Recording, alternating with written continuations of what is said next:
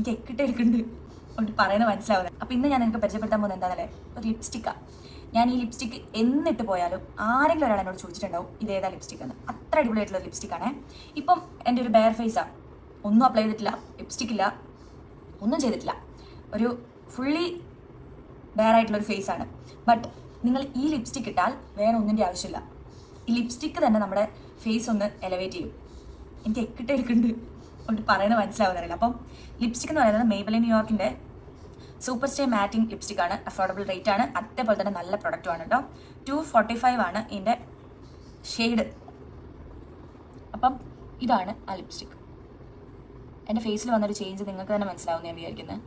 പിന്നെ ഈ ഒരു കളർ എഫക്റ്റിൽ ഇതിന് വേറൊരു ഇതായിരിക്കും. ബട്ട് പുറത്തിറങ്ങിയാൽ നമ്മുടെ നാച്ചുറൽ ലൈറ്റിൽ ഭയങ്കര ഭംഗിയാണ് ഈ സാധനം ഇട്ടാൽ.